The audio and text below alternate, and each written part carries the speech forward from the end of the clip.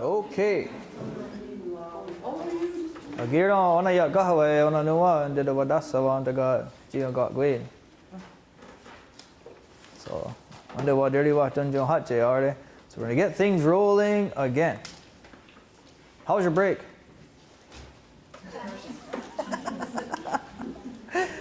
Great. So what we covered first was watch, listen, move, do, and we were just starting to move into interact and speak. What did you notice about the teaching methods? What are some of your observations? Active. Pardon? It was active. It was active. You weren't telling them what to do. I wasn't telling them what to do, I was showing them, okay? It's about our way of life. Based on our way of life, Jini and Guardi Hodons, our ways, yes. Anybody else? Encourages participation. Pardon? Encourages participation. Encourages participation. Listening. Listening. It made the students want to do what? Speak. Right. Was it easy?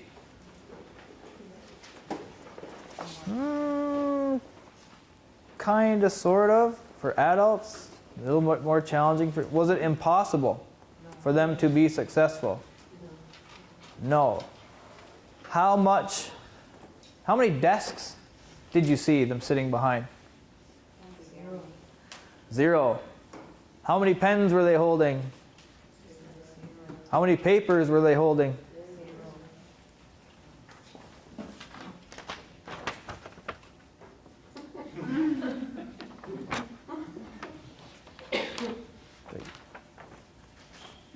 Yahtewadadis.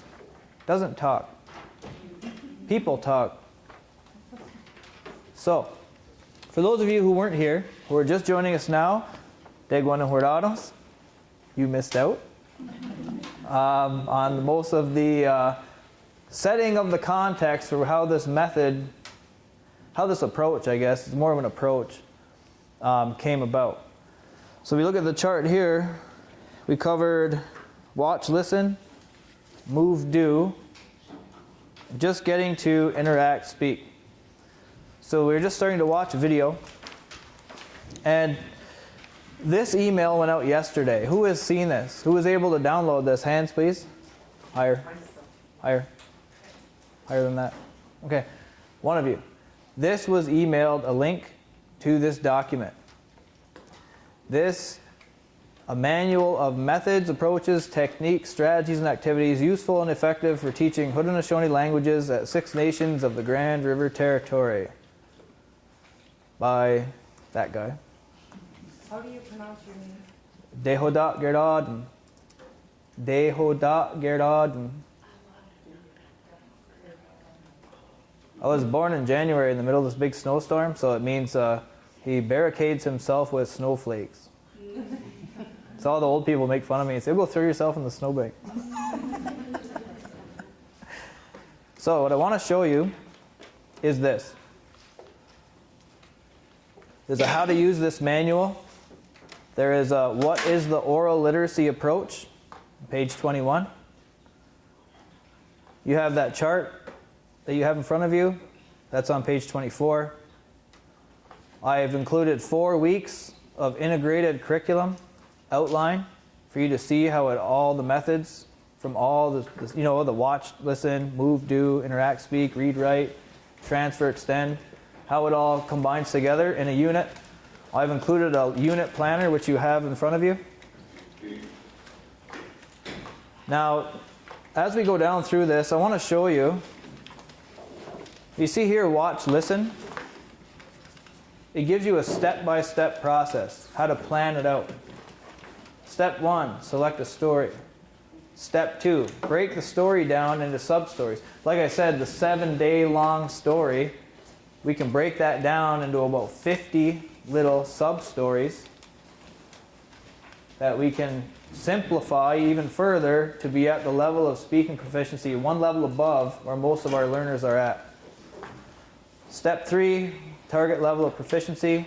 Step 4, write the story script. And if we look at write the story script, it says example, the busy squirrels. Say, oh, okay, I wonder what that's about. Well, if we go to page 45, watch your eyes.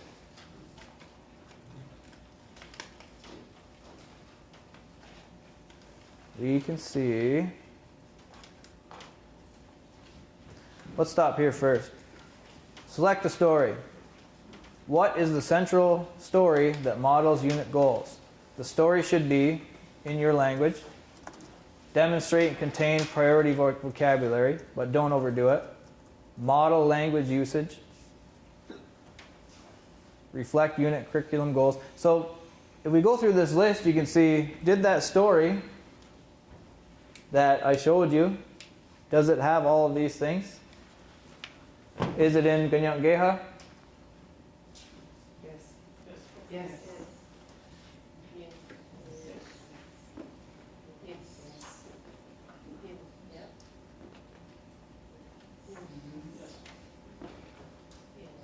One level above.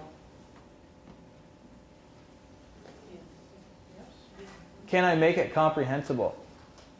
If I'm going to tell a story about there was a black hole in space and the comet went flying through, or how am I going to make that comprehensible?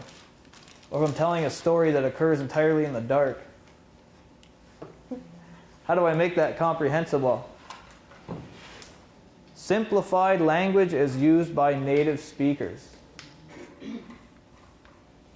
Was it interesting? What did I include to kind of hook them in when we went to move do? Pardon? Humor. The pictures. One was a picture of That's here. the deer, which some of the people like. They like hunting because their dads or uncles hunt. There was a picture of a fish, which was from a cartoon, which they're very familiar with because I listened to them, and they're talking about Nemo, Dory. They play it outside, all that sort of thing. Access students' prior knowledge. We saw in the video how I activated their prior knowledge. I also did that to find out, to see what they already know. Create links to their real life experience. I didn't put elephants up there or lions because that's sort of outside of their... We don't have lions in Six Nations. Relate to time of year. When do you think I would have told that story? Exactly. Right? Because we're following that natural cycle of survival for our people. Establish a context for learning. Why, if you tell the kids, you need to know, okay, that's grade 2. You need to know about animal habitats because this document here says that you have to. So let's read about animal habitats. Sharks live in the Pacific Ocean. It is salt water. And the kids are thinking, why is this important to me? So your people are probably like my people. The little kids are sitting there like, okay, why do I got to do this? Pragmatic, right? It has to have a use. We want to establish a context for learning. So when you choose a story, you're going to take all of these things into account. This is in that manual that was emailed to all of you. And break the story down into sub. See how it's all in steps? Okay, watch your eyes. I'm going to go down here. So when you break it down into sub-stories, you think of their age, you think of their attention span, you think of the length of the story. I'm not going to tell them a 2-hour-long story. It's not going to happen.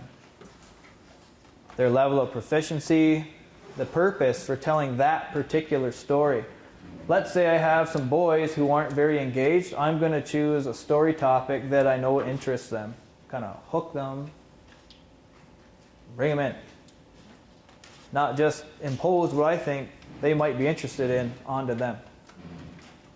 Cultural connections, integrated curriculum. This one here is really big. When you teach through this oral literacy approach, it allowed me to integrate language arts with everything. Math was taught through stories. It was great. Links to prior knowledge, grammar. They don't even know they're learning grammar. And we saw all this, right, in the video. Watch your eyes again. Where are we at? Write the story script. Here's the squirrel story. The busy squirrels. So this is grade 1, native second language program.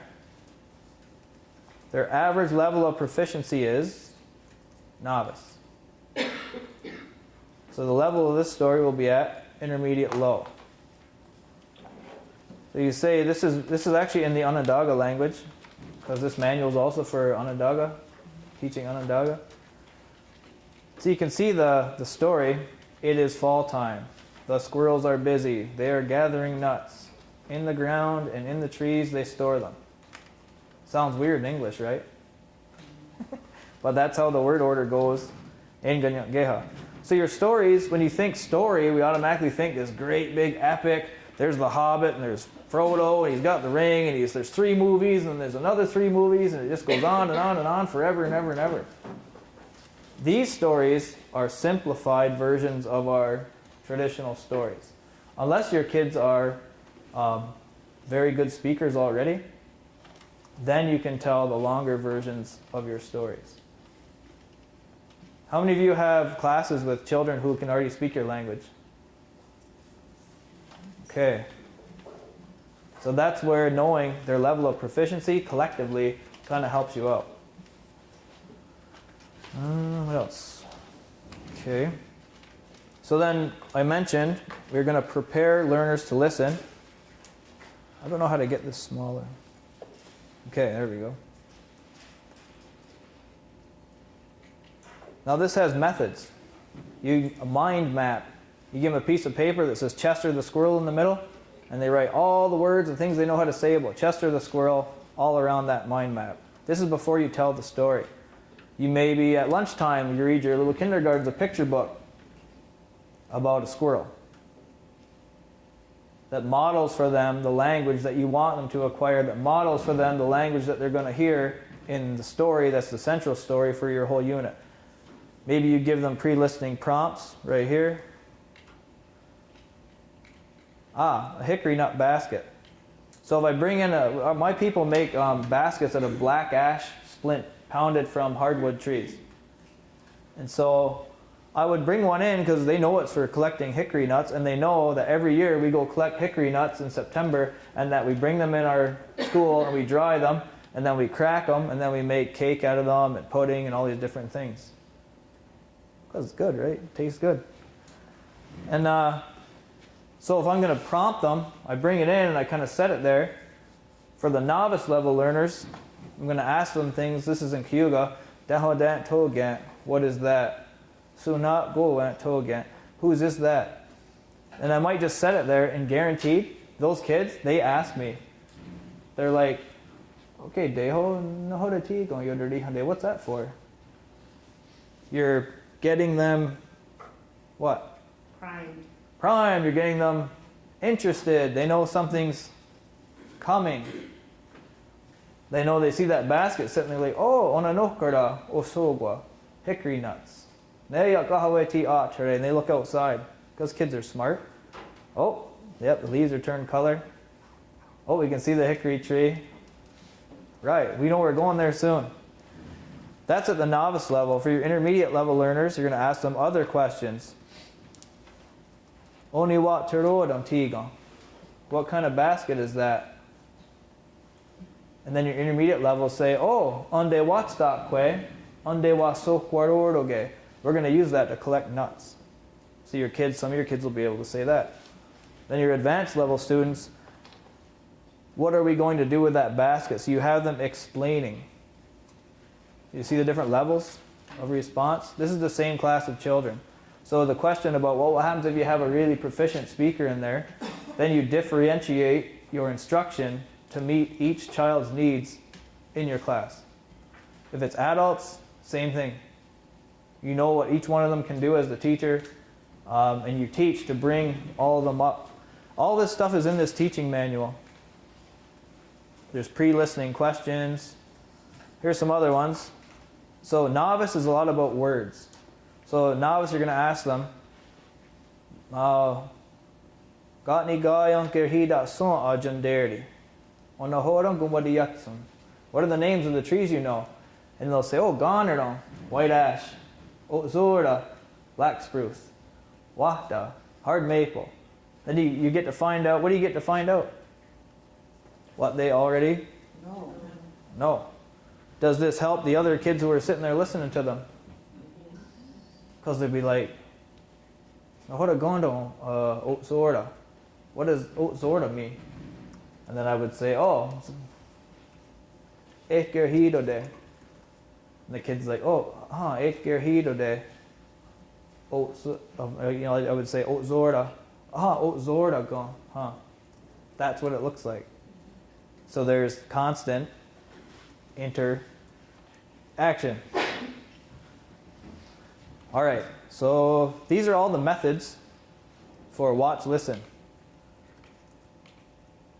Talking drawings, think, pair, share. Some of you are probably familiar with this. Make a title for the story. What's different?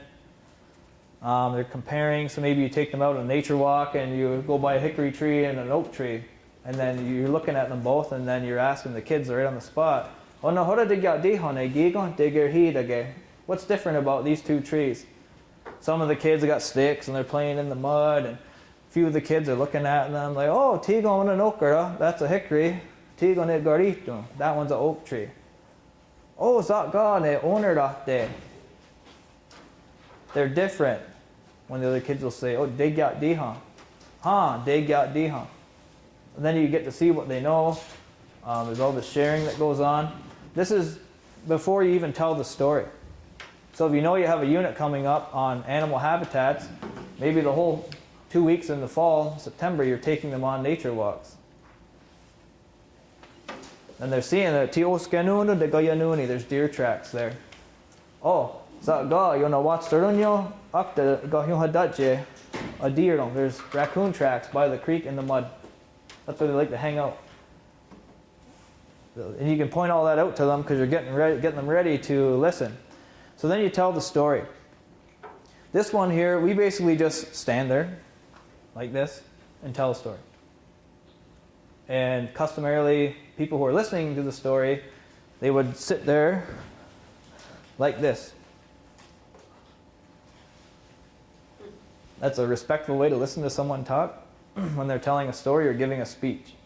So each one of you would have your own ways in your own people's culture that are appropriate for telling stories and listening to stories, and that you would model that for these kids. So then you think, okay, well, they're going to listen. Well, how are they going to listen? Maybe they got a Lego out and they have Legos in their pockets. You can hear them jingling around. Before you tell the story, you kind of walk over there and just go, Sound familiar? All you teachers? All you people who are bad kids, bad students? Yeah. Again, all these methods, they're all in this manual. Now this one's a good one. How do I make the story comprehensible to learners? So in the video we saw, what did I use? I used motions. I also used drawings. I used those little visual aids. Right.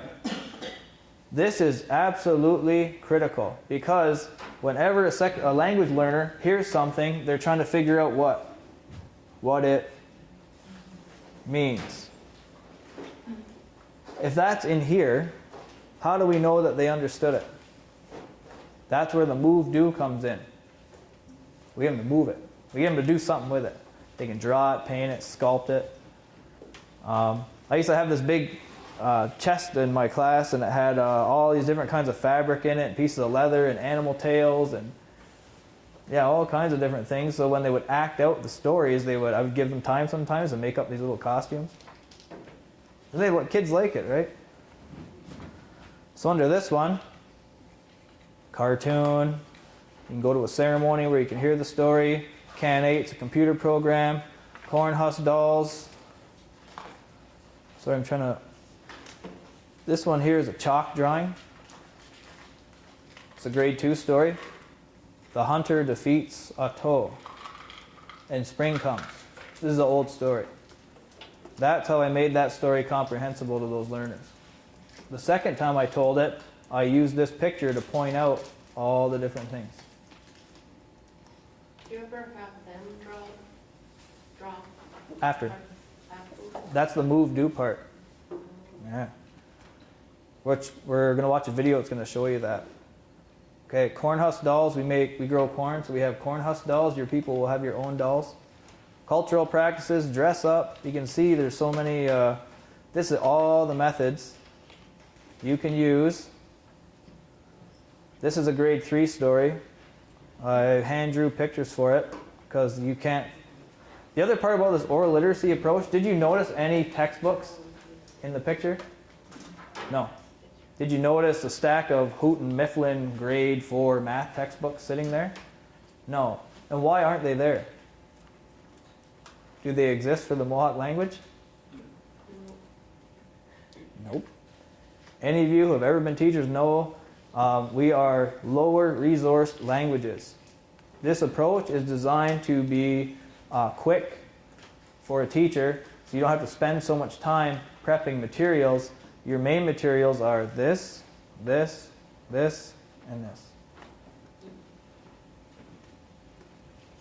The Our term schools- that came to me was, it's your method, I mean, what you're showing here to us. Mm-hmm. It's life affirming, you know. Oh, cool. Awesome. This story here, they really liked it. You can kind of see, I'm going to tell you the story. There's this bear, he just thinks he's so strong. He's always showing off to the beaver, the raccoon. He picked up a tree, says, I'm the strongest there is. I'm so strong, I can make the sun not come out.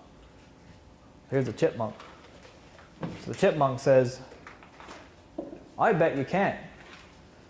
So they make a fire and they stay up all night. There's the chipmunk, there's the bear. Then the sun starts coming up. The chipmunk, he's laughing and he's pointing at him, saying, yeah, you're not so strong. So then the bear gets mad and chases him. The chipmunk goes into his hole and see, he has 2 stripes now on his back. They're scars from that bear because that chipmunk was laughing at him. I told this particular story and I linked it with language arts because there was a kid in my class who was just like that chipmunk. And after I told this story and we worked with it for about a week, that kid stopped acting like that. So these stories, when I said you select a purpose for telling that particular story, we want the stories that we choose to have multiple purposes. One of the main ones, curriculum content. 2, language that is useful to the learners. 3, we want to help the children be skona ahana dunya, to have peace in their minds, to be happy. We want the class to have a sense of oneness. They're all pulling together in the same direction. So this little chipmunk kid is constantly digging and picking at everybody and being a pest. And we can use our stories to help them out. You see iMovie. How many of your kids have tablets? Right. Improv skit, material culture, microlog. Okay, this is the one I want to show you. So we're going to get out of this. And we're going to look at this. This is another way to intro the story. So let's check it out. So if you look on what is page 3 of this. Okay, that's creepy. Look at that one. If you look at microlog, you see microlog? Okay, that's what we're going to be doing right now.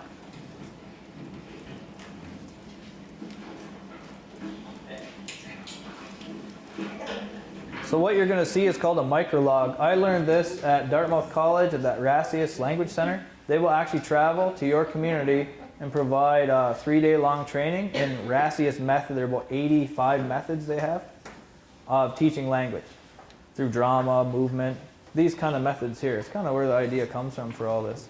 And the microlog is one of their main methods. The microlog will actually move you through watch, listen, move, do, interact, speak, all the way to read, write in one lesson. It's great for adults to teach them a lot of language in a short period of time. So we'll check it out.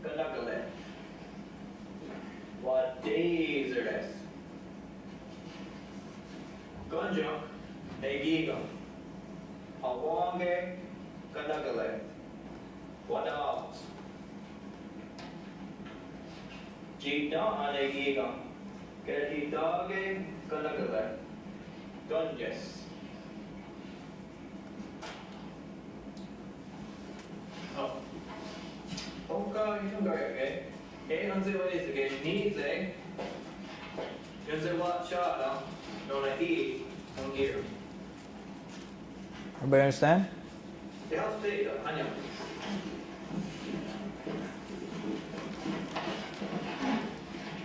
And you actually sit in their chair.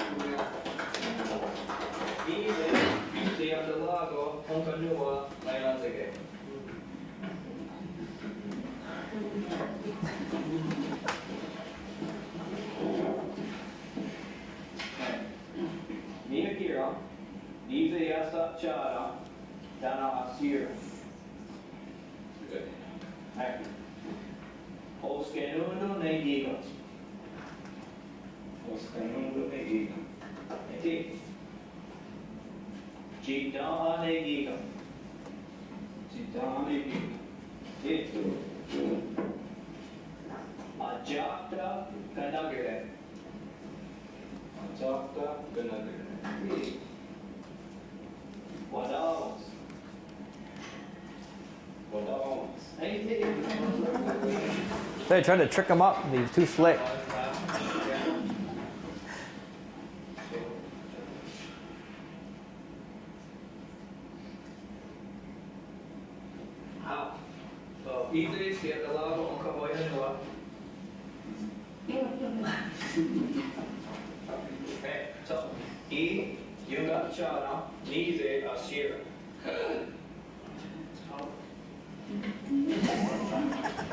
There's like 35 other teachers sitting behind them. Yeah.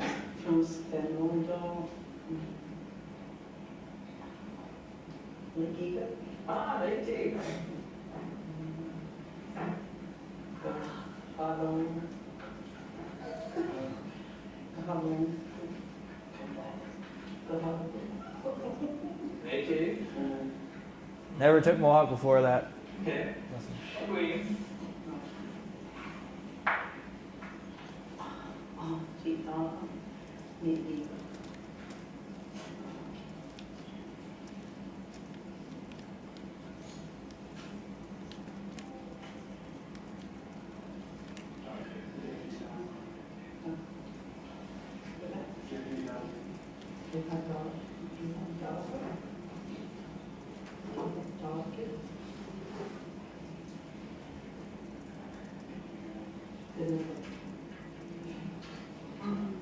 Okay.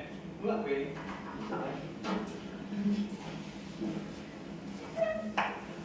Ooh. Okay, so now that we've gotten that far, what did you notice about the other learners? What were they doing? They were helping. They were telling them. What were they speaking in? Ganyageha. Did I ask them to do that? Nope. They did it because they wanted to. Yeah. They want that kind of cheating. That kind of cheating is good. Other kind of cheating is bad. We don't have a lot of. Okay. So that's how you start off a microlog.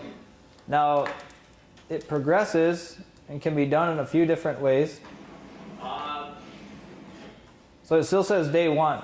So what you saw in the first video could be one option for you to use to intro your unit, your central story. What you just saw there would be another, and this here is another way. There's a whole bunch of different ways.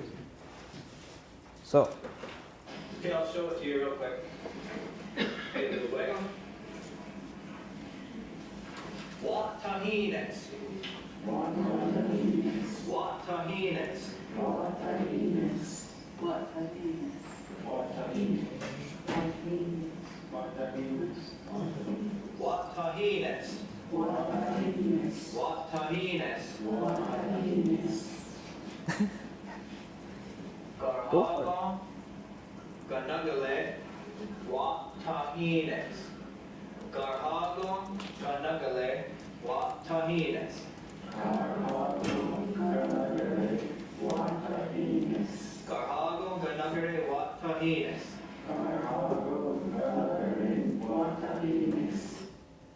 so they would have already, like you, would have heard the story once on day 1, and then worked with it a little bit. This would be like the second thing you would do. You see?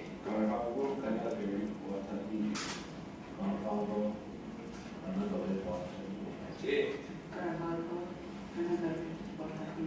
See? Garhago, ganagale, what tahines? Garhago, ganagale, what tahines? See? Oskenono negigo. Garhago, ganagale,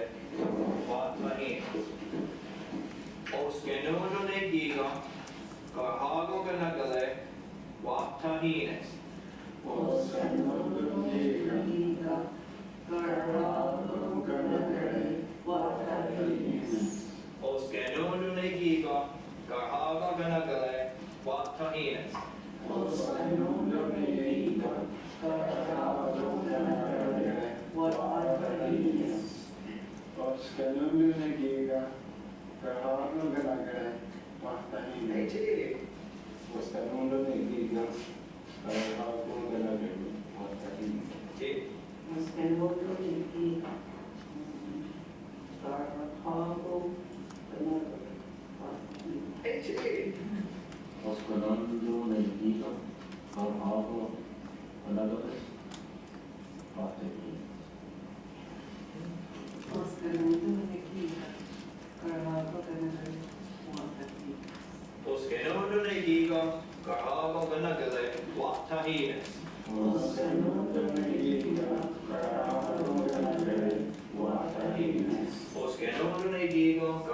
ganagale, what tahines?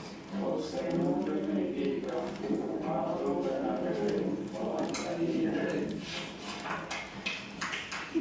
Get the bus over.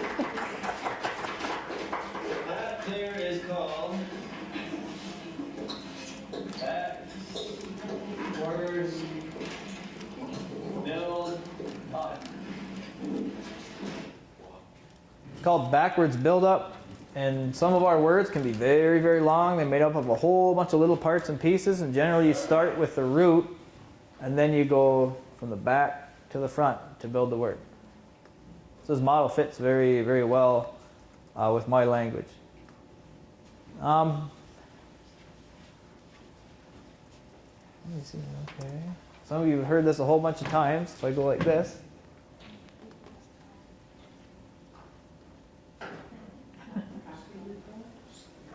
Oh, yeah. You got it, yeah. Awesome. Okay. I'm going to see where else this one If goes. they have trouble saying what it is that you're trying to teach them, then you might want to use this process.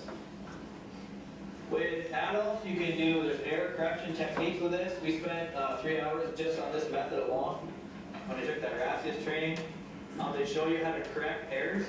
So even though one of the participants here made a mistake on the end of one of the words, I didn't correct it. With children, we don't want to always be correcting them. We want the language to just come out. We don't have to correct them here at that moment because why? They're gonna hear it again. Kids are smart people. They're gonna figure, oh, I screwed that up. You don't have the teacher saying, yeah, get by here. You can say, well, no, no. All the other 30 kids are looking at him. Yeah, this is one I hear you. That kid's gonna do what? Hey, that's exactly right. So, I was needed to do that. Let's say it names.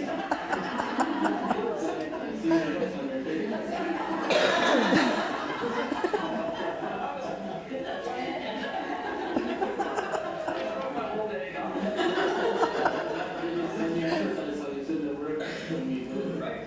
So then one of the things I did was I emphasized that part of the word. So if it looks like it was too long, I seen some of your faces when I went from Watahines to Garhago Ganagale Watahizyoan. If you think those are too big a chunks, you can do what? Break it up. Break it up. Yeah. And each day just keep building on it. Yeah. Right. But I remember that word and stuff. I'm not gonna. I thought that's something. Awesome. Okay, so after that, you would go through the whole story, and then I would invite someone, individuals, to tell the whole story. I've done this with adults at my SNP classes. I use it with children. Everybody likes it. It makes your class go by just time is gone. And they're speaking of what went down, they're trying to figure things out. So then after then we would tell it together, chorally. You want to try that? Okay. Scott, on the Wagardo, here. And everybody else out there, you are also the class. So we're You too. going to you to tell the story. Try it with us. out. See if you can do it. So we're done it in a down, go. Hey.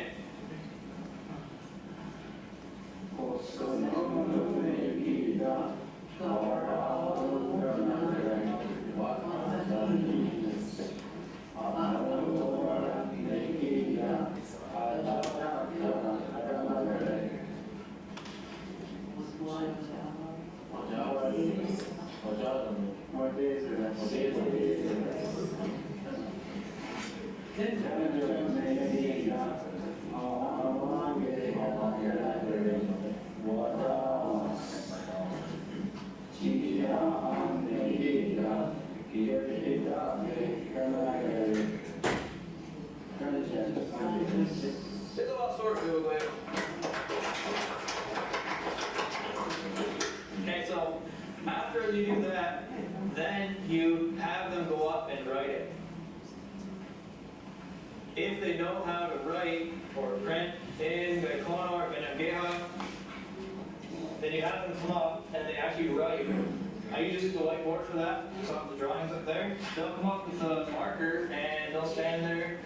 If you're slick with a smart board like Gloria's, then you could have it come up and actually write it on there, draw on there. I'm not good with technology, but I like to use the whiteboard. They come up and they print it out what they think it sounds like. You can go sentence by sentence. Okay, so that's interact speak, and the speaking is very simple. The next fourth stage then is, anybody on that chart? Read and write. So we only get them to move them to reading and writing after they're able to what? Speak and say it. Because our languages are spoken. For it to be alive, people would hear it, say it. You could go line by line of the story. Sorry, I can't kind of scoot ahead because it'll freeze the whole video, so we have to let it play through. Okay, good question. Bruce asked, do you give them that writing? I would say no, that No radio. this is grade 2. So I would have them day by day. So one day we would actually draw this in their text. I have the one up for the Walter approach, the kids make their own textbooks. So the one day they would draw this picture together. And so on the one side you would have a picture. I couldn't find any of my stuff. I don't remember where it went. So on the one side of their book, and these are just blank pages. You would have a border, and you would have Dorhog along, The woods. and then you'd have the deer.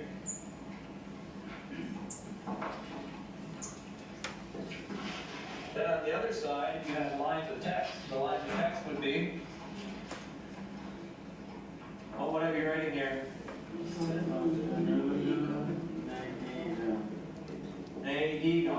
Period. No, yeah. And you take every opportunity to get them to speak. Did I teach them how to read? I could have just wrote it on my own, but instead I asked them. Teach them like, and what else? Martinez. And so, even though they can't read, they already know what that says. So basically I would print it and they would copy it. They don't even know how to read or write, but they can read and write that because they know it out loud. They know that that picture tells that. So you would, before you have them do that writing, they would adopt them, they would write that in their book. Yeah. One day they would draw a picture, the deer would know knows, and then they would write the rest of the stuff. On this side, there was something else I was going to tell you. What do you notice about the stories, the order that the pictures were organized in? Watch. That's right. What is this process? And Yeah. See? And then when they read it, they go like this. It's the same process. So the things that you have them do, you want it to link up with other concepts that you need them to understand in order to be successful with the curriculum. That's a big one. Who still has kids in grade 1 or 2 who are writing everything backwards? Who can draw a picture perfectly, turn it around the other way? All this sequencing stuff, putting things in order, having a set order for the way your stories, your pictures go, going from this left to right again. You drew first over here, you printed over there. It gets them used to moving in that way. Left to right. No money for textbooks? No problem. No textbooks written in UPIC? No problem. No textbooks written in Ganyang-Geha? No problem.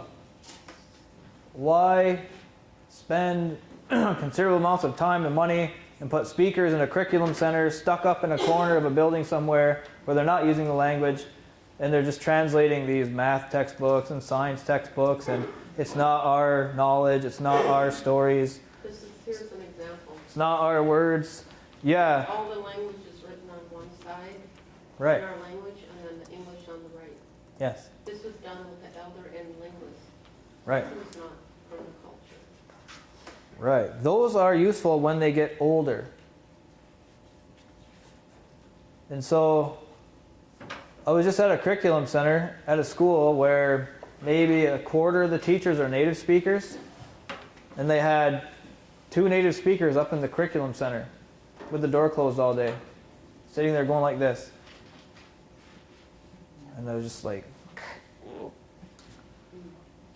literacy is important later on, but for this, the younger grades in particular, for teaching your stories, it takes years and years and decades to build a repository of books of that quality. And for most of us right now, we don't have that time or that luxury. We have this, this, this, this. So, any questions on this, what you saw here so far in the second part? Yes? So stage 4 is read and write, and this, I'm not sure what you were saying in the video, that they would already know how to write. They don't. Okay, so I would lead them, I would print whole sentences. Instead of teaching them this word, this letter says that, this is a K, this is a this. I would basically say, okay, we draw the picture and I'd say, Nahoda gigan. Oh, skanondo ne gigan. Then I would write, print, skanondo ne gigan. And they would look, and they're so smart, they can just copy it down. And they say, skanondo. Oh, that says, that graphic that looks like this. Where'd my thing go?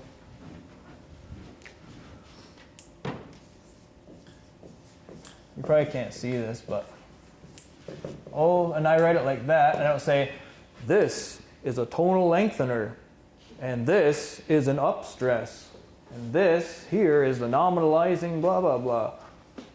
Wow. Skanondo, out the window. They're like trying to figure out what you even said. So I just print it. And then there's all these techniques you can use to have them quote unquote read it. But they already know what it says because you've taught them how to say it. So you go like this and they go.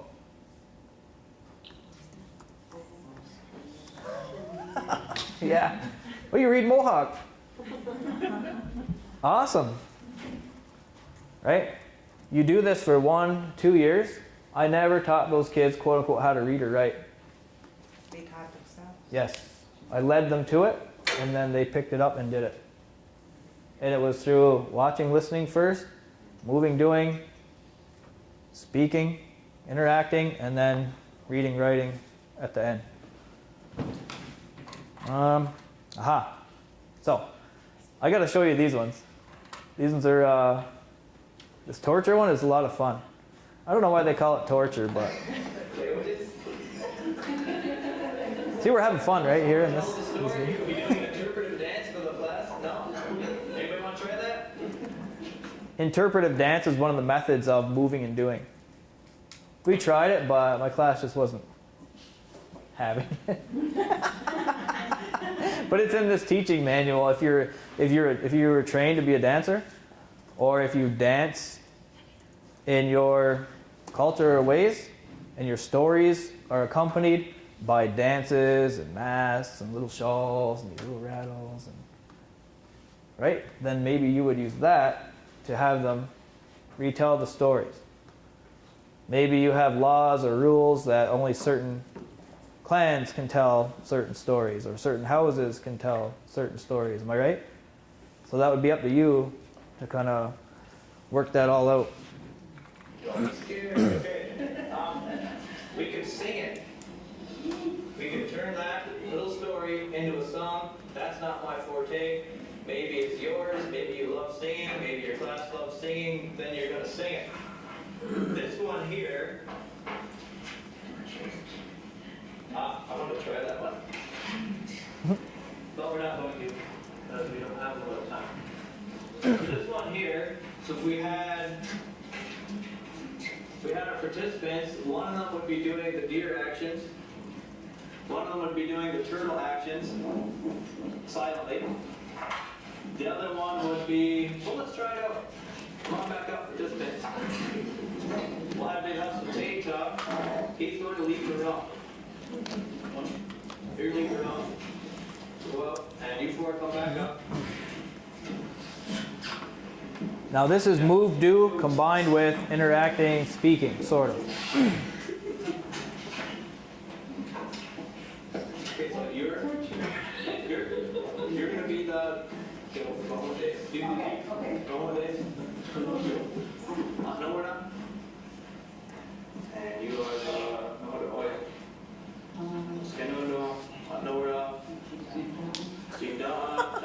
They don't speak Mohawk at all.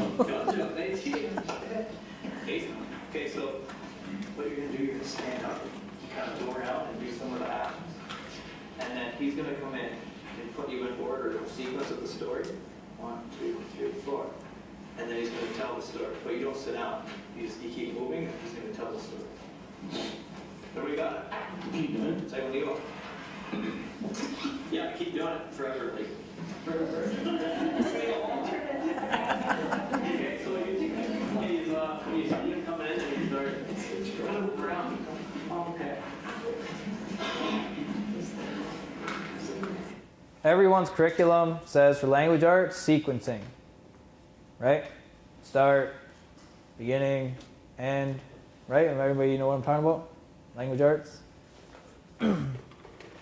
Think about how you would teach it or how you are teaching it, and then we can check this out.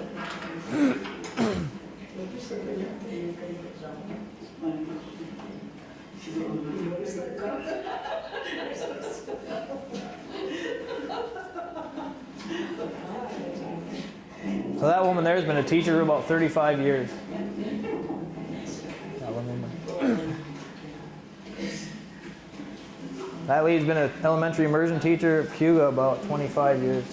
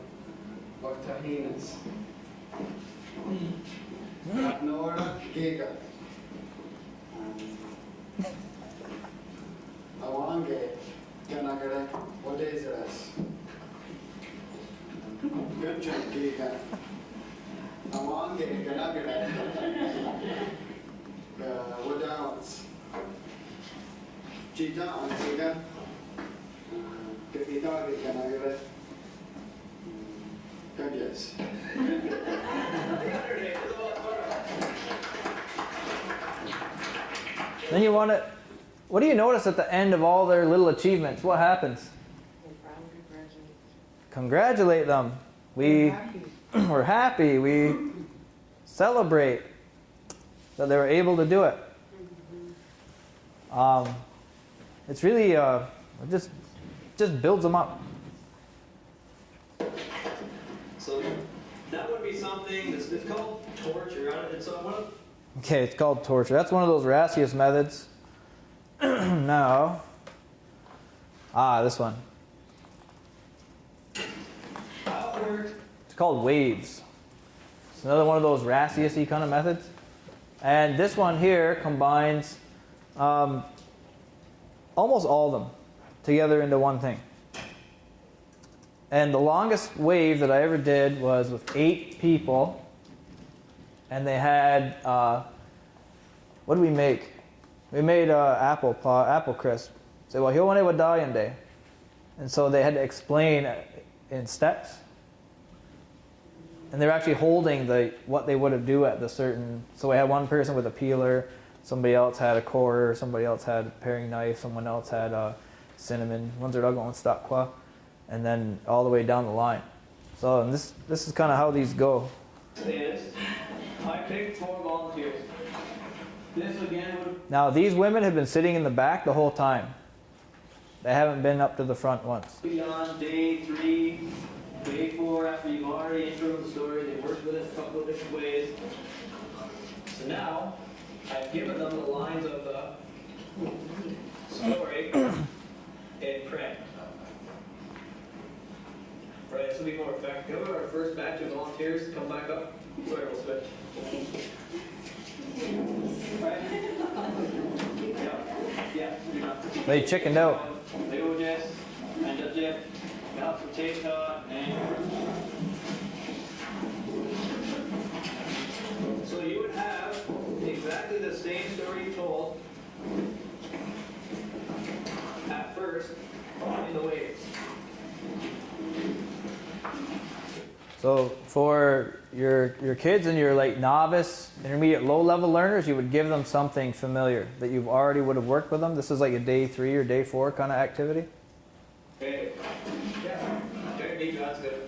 If you're okay, groups, you can hang out back there. So I'm going to give each one of you one of these. Now, the first thing they need to do, go up, is put themselves in the right order. So, onua, kavende, anzimogwadago, onkak, anjanjirde, tonka, digini adunta, onka alaso adunta adunta, dezamat alunya, dezabari wakachi, anjizamogwadago. So I said to them, now you have to put yourselves in the right order of the story, so they have to. And me again.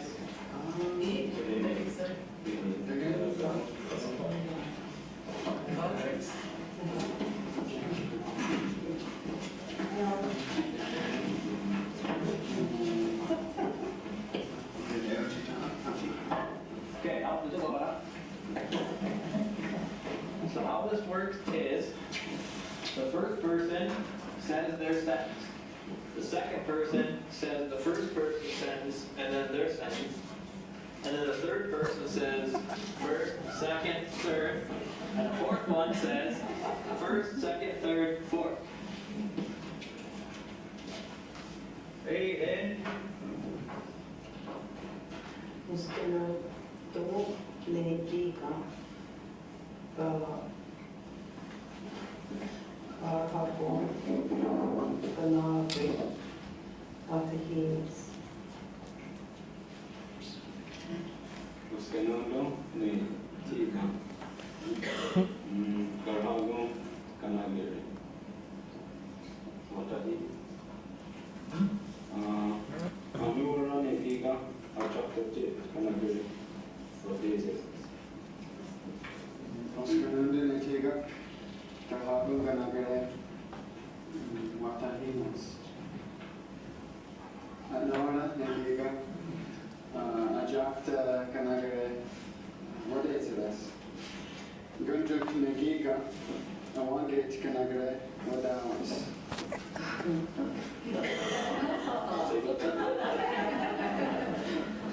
Oscanando Nikita, Karnapa Kanagari, Atahis.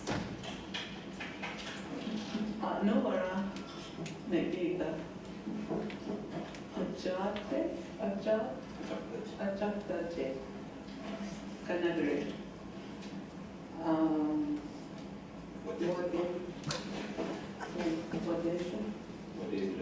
What is it? Ketchup. Nekika. Awangi. Kanagari. Without. Chita. Nekika. Kahitake. Kanagari. Don't you? Hey, that's not hard. Okay, so that's one way you can actually just give them the sentences. Another way you can do it is you use the exact same pictures that they have, and when you do it a second time, you want to change the order. Because the person who is the shyest is always going to try and go where? First. And the wonder child that has all the gold stars after their name is going to want to go last. So you want to change it up.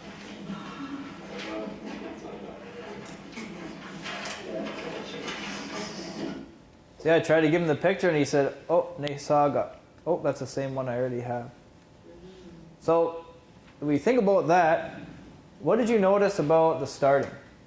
So I handed them all the little slips of paper and then I asked them to do what? Put yourselves in the right order. And what language did you hear them trying to talk? Mohawk. And what was I doing?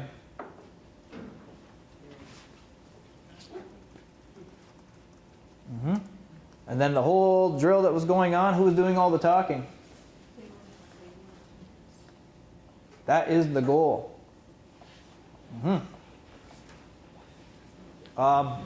Teachers should not be the ones talking all the time.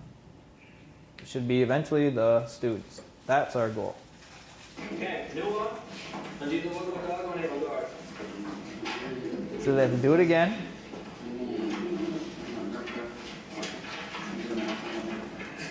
So these are called waves. So I also use this exact same pictures that I had given them. If you're doing a story about cooking, you can actually give them the actual implements that they're using. Any kind of stories, if there's props that go with it, or you use corn husk dolls, you can give them the dolls. If you had a little scenario with different parts and pieces that move around on it, sometimes I tell the story, I would make, what do they call those, like a diorama? With little puppets and things in it. You can give them the different parts of that, then they have to put themselves in the right order, and then they tell the story. And did you also notice one of them got stuck? What did they do? They helped each other. Because language exists in a community, so we want to create a community of learners who are supportive of each other. They learn together, they pull together, they help each other. After about the second year of teaching this way, and they're in grade 2, I could hear them outside doing the exact same thing. And I was just like, that really tells you whether or not they took in what you've tried to give them. Because when they're not around you, and you can hear them using the language. That's a really good sign. So, enough of that. I wanted to show you this one. Now, a lot of our kids talk a lot in command forms. They can't manipulate little parts and pieces of our language. And so I created this little diagram. And after we watch this, I want you to try to make one for your language and then give it to someone else who's here to get them to try and figure it out. So this is read, write, still. So we've told the story. And here we go. So this is, Gino means what? Right now. So right now, let's say I'm swimming. So I would say, Gado. I'm a swimmer. Kyoto. I'm going to say, how do you say it? Breakout. Gado. Now, because we used to talk to our kids all the time in command form, or that form, that's all they know how to say. We want to change that up in our immersion class to give the power to create the language for themselves. So we look at Nuwa. That means right now, ahead of right now. So how would we say I will swim? On, ga, da, and ga da. How do we say that? Yoga Nuwa. Kisantwa. Kisantwa. You would say? Let's switch to Kyuga there. Ga. No. I'm going to give you this signal. On your over that way. Yatta. Tonight. Are you going to say ya? Chongadama? No, you're gonna say what?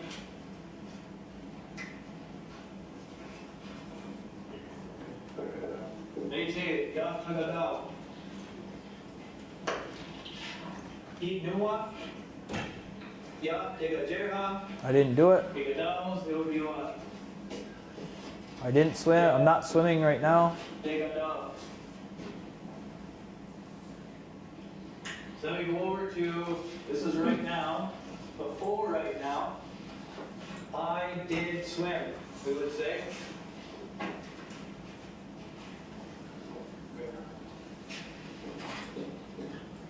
What?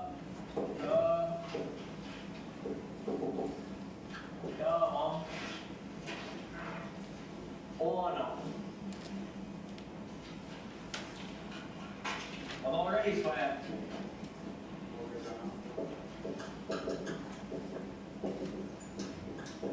Okay, now that's in the perfective. Those of you who know the terms, perfective, definitive past, intended future, conditional future, habitual, stated. Sound familiar? This is made just for Ganyot Gehas, made just for my language. I don't know, it might work for your languages. Yeah? Okay. You see these little dots. I was gonna ask you about them. What are they separating? The tense. Yep, this is the tense. This is the tense right here. Aspect. This,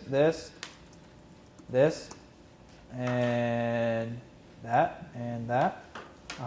What else? What are they separating? They're separating all the morphemes, all the little parts and pieces. There's this thing called the noticing hypothesis, where if learners can notice the differences in patterns in the language, they're more apt to be able to change them around for themselves.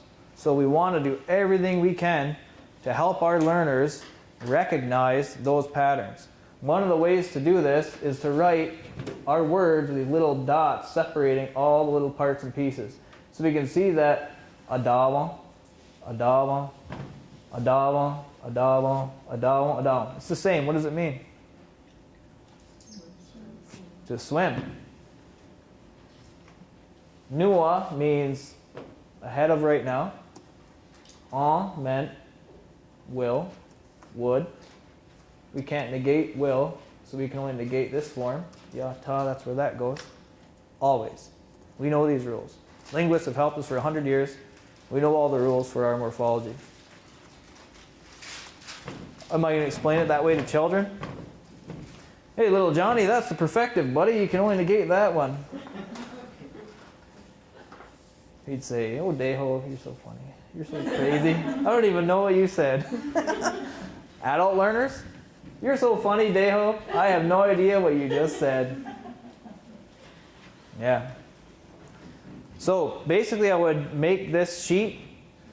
I would just draw it on the board. Hang on, I'm going to see where this goes.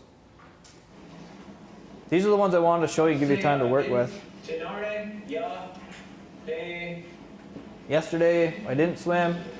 I negate this one. So we've already worked with this verb quite a bit. This would probably be like a grade 3, grade 4 thing. You wouldn't give this to the little wee nakeki. From here, then, now you can start to build sentences. You can say, Okay, watch this. Good dogs. I always swim. How would you say, I swim every day?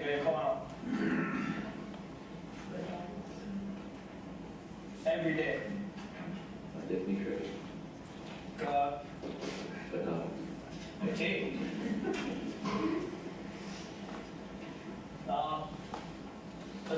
The dog never swims. Ya no wanda take dogs. Let's go up here. Say this one here. I want to swim. Iwi agadawa.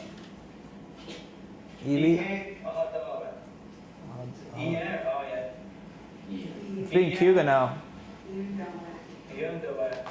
I just learned that verb that day, and I just used what I knew from their patterns to get them involved to speak, to use it for Cuba.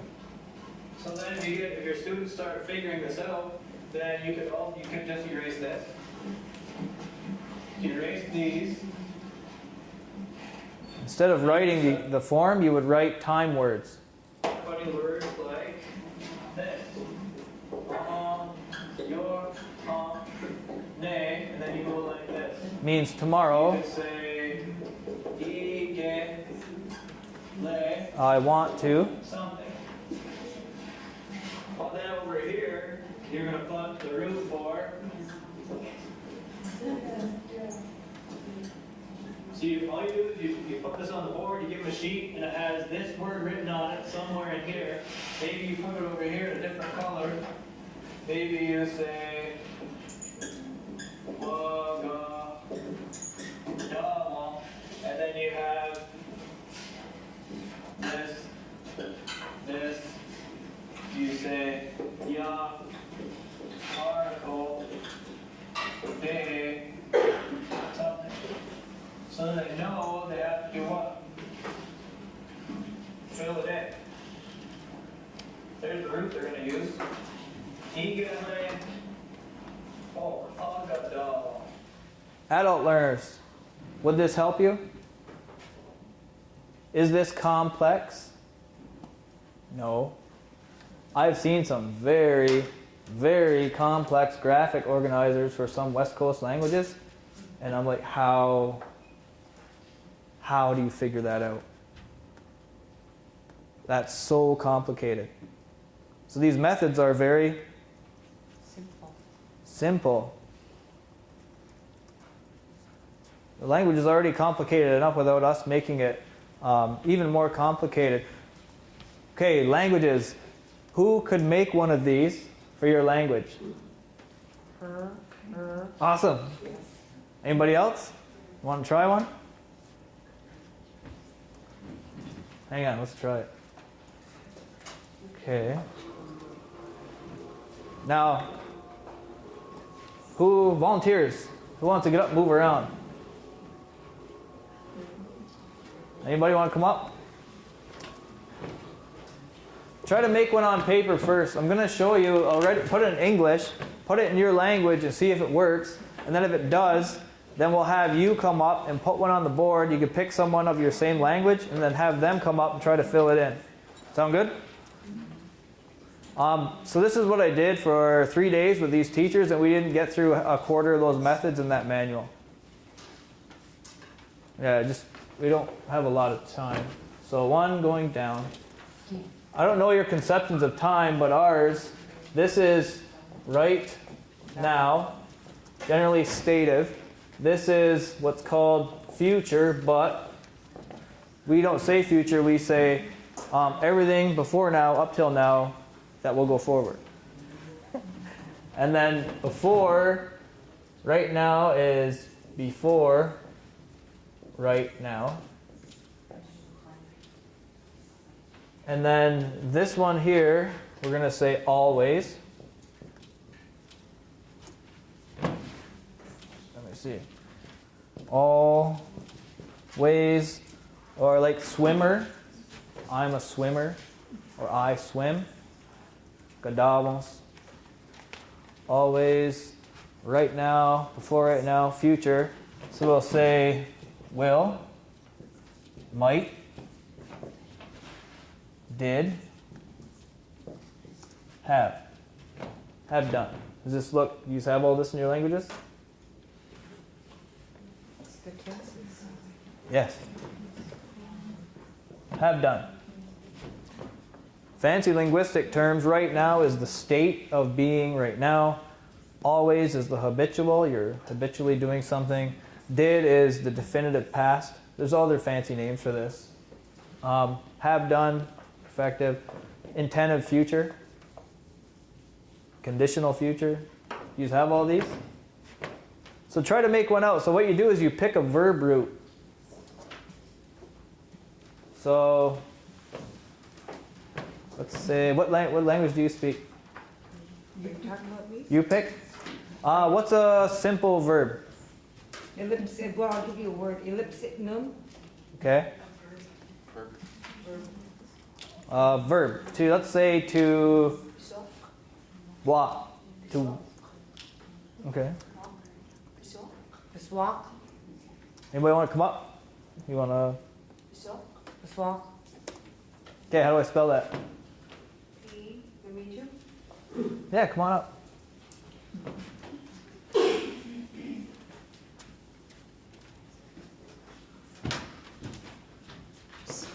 So just the root.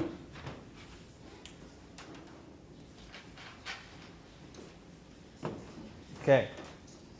So now, who do we want to say is doing this? He, she, they, men and women. How about little girls? Little girls. Okay, so you would write that over here.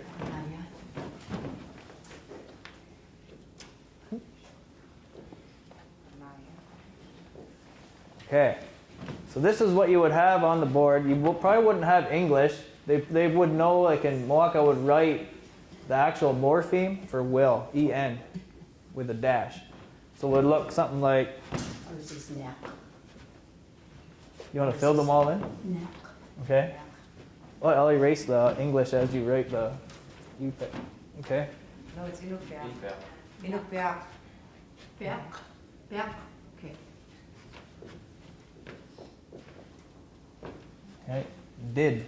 Factually, it did happen. Like it's done.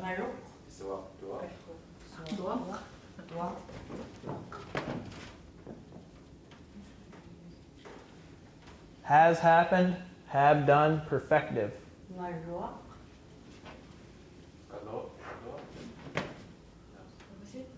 Have done, has happened. It's like continuing, the effect continues on till right now. Okay. So, the little girls are walking.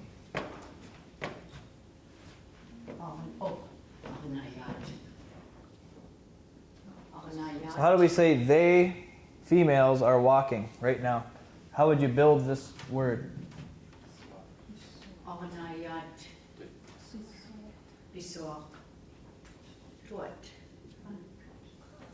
Okay. Because we have singular, plural, and dual. Singular, dual, and plural. Is this the verb root, or is that a whole word? That's Okay. So how would you say they, females, are walking right now?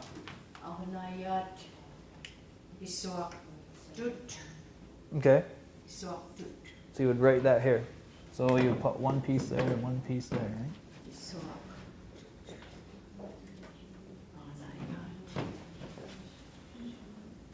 That's your pronominal prefix for they, females? No, that's a noun. Pardon? Is a noun. Ah. Is a girl, small girl. How you- Nigatser is a teenager. How do you say girls?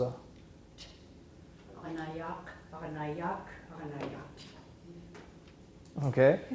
So this one word, or is that two words? It's two words. How do you say that in one word? Can you? Oh. They are walking. Okay. How do you say they are walkers?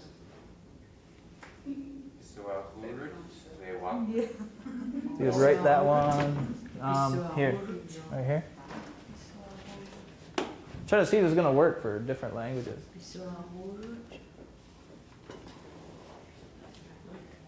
Ah, okay. So you can see that there. They, females, will walk. Would it be? No. To your place. Yeah. At your place. They will walk. Okay. Here, let me try to write it.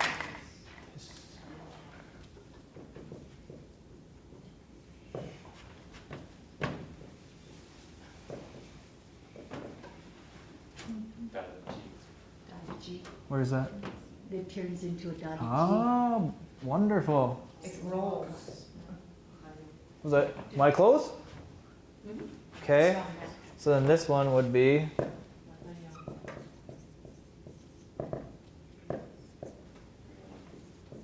and then, am I right?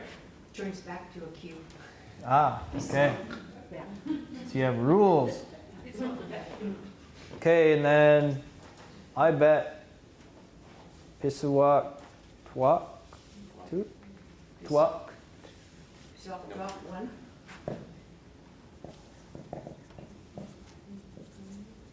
One walk. What about they? That'd be, So do it. This changes to a T. because the T's here like that. So we just go like this. Yeah, Comes back. yeah. And then this one would be,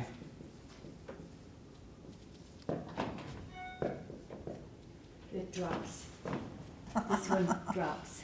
Q drops. aha. So marot. More than one people or one person. So marot is one. So marok. So marot. Erase the Q's. Oh, we have to drop the Q too. Add one too. Yeah. So you know your rules. The rules are known for your language. Well, it's like the tenses that you were pointing out Mhm. for Mohawk. Yeah. Tenses, you know.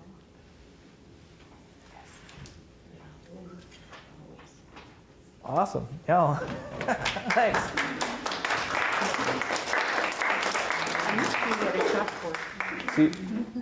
So you think about learners and you think, okay, would this help you, adult learners, would this help you sort it out?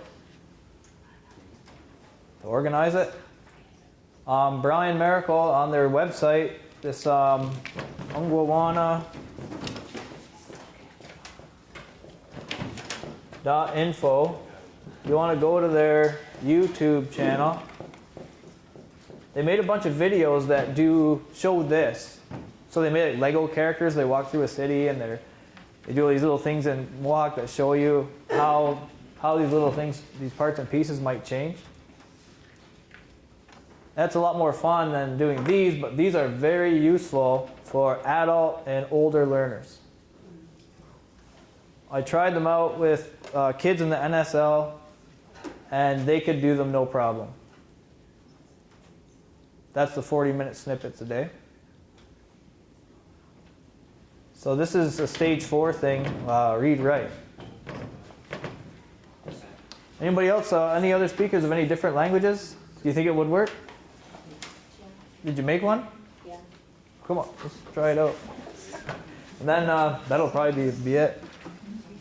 So you're going to give this to someone else and have them come up and fill it out?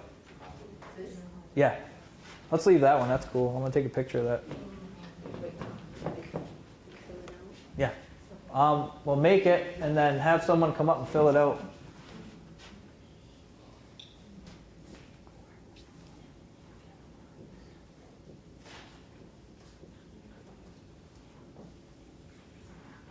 Then you could write your word for always right here. What else did you notice about all those methods? How much English did you hear? None. Was there some silence? Yes. And that's okay. Who has a partner who can never be in silence? They always have to be talking to you and bugging you and touching you. Silence is okay. It is. Yes. That's the root? Okay, then who's doing the actions? They, would it be, let's try he. A man. He. Okay, can you write up here, right now? Oh, in your language. Do you know what that is?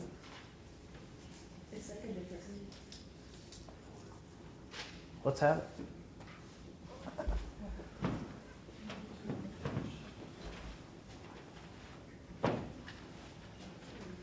Okay, and then, so what would you want them to write here?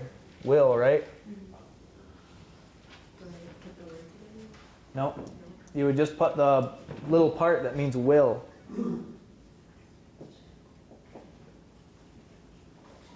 Okay, then you would put, yep, the next one.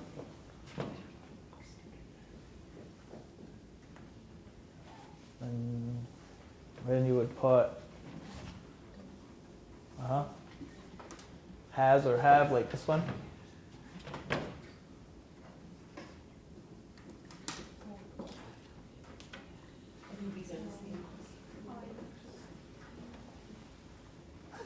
You give your stamp of approval? She keeps going slinking down in the chair.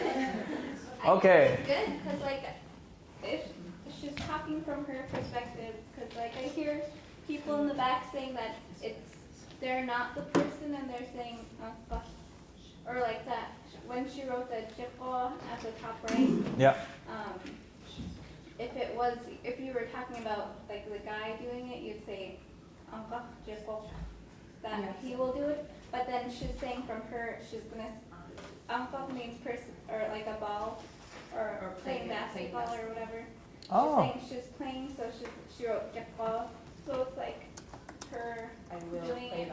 Oh, you. We want to make it so it's he for all these. Oh, okay.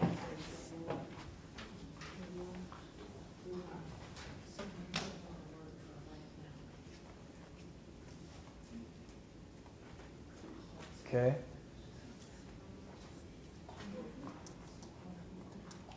Right. Who can fill it in then? Who can come up and fill that in? Maybe I'll try, I don't know. Try it out. Let's see how it goes. So what language is this? You pick. Same as Inupic. You pick. Inupic. Oh, sorry. Okay. I spell it wrong. Okay. So I'm gonna leave this out here. Okay. Are there any native speakers of? Was it you? Okay, so you can be the. This is like, you're pretty much. Aha. Why is this? That's right. These are the two same. Yeah, it's the same. Okay. For that one, you could use instead of Oh. to QERR. QERR. Okay. Cool. RR. Uh-huh. Same with the QERR.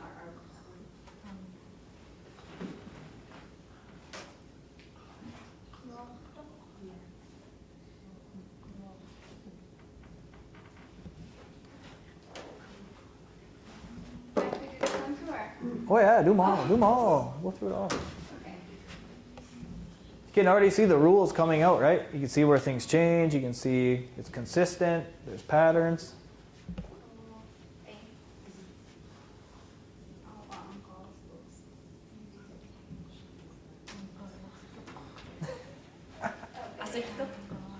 Okay.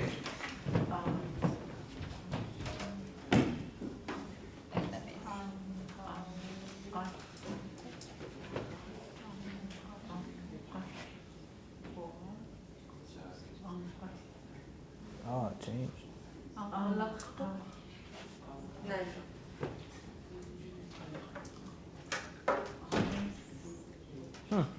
That one's harder. Is that would that be the right now then, or?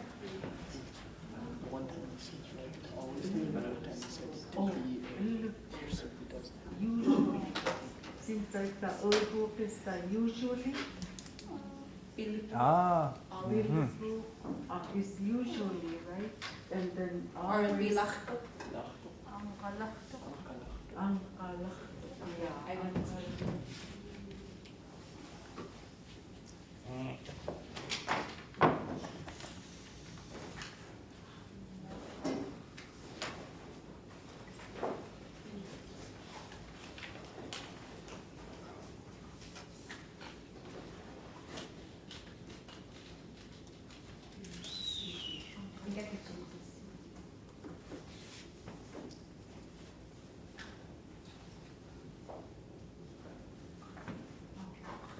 Okay.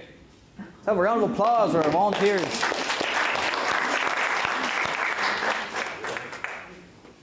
Will this work for Tlingit? I was thinking you would have to do it just in like an underlying form, the abstract form. But once you put it all together, it contracts quite a bit, and the root changes quite a bit. You have lots of It rules. would be challenging, yeah. Right. Okay. What about for Hawaiian?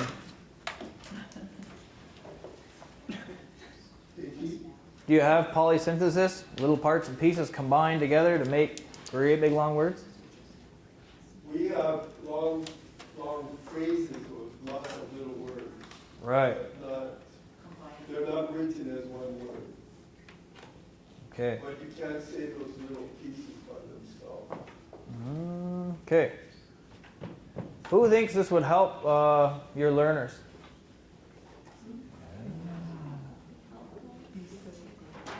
Simple. I guess we're kind of out of time. I never got to the final three. Those are a lot more complicated. I did send you an email of that entire manual of all these teaching methods. There are a lot more like this. So once you do the story, we would take the same verbs from the story and plug them into here. They can take them and change them around. There's like a tic-tac-toe game that uses a similar style where you can write morphemes. You can put pictures. If you use smart boards, you can use actual real-life pictures and different things and put them in the grids. Yes? Was that one of the RAS methods or no? This is one of... Kinda. But influenced by other... worked by a lot of people, right? Yeah. There's one like this for syntax, sentence structure. I didn't have time to show you because our language has a very set order for words when you tell stories in the past, which people do a lot. There's like a set order to it, and you just plug and play words in. And the learners are like, oh, thank you, I don't have to learn every single combination of all these words. There are millions of them. You showed me those 6 things in a set order, I can do it for myself. Yeah. Well, de guarda no hordado ji wasquada humsada de. Thank you for listening and participating. I hope it was useful for you. Additional help. I can put my email address up here. My wife's trying to push me out the door and say you need to go help people now. And so, yeah. So, Yang, thank you.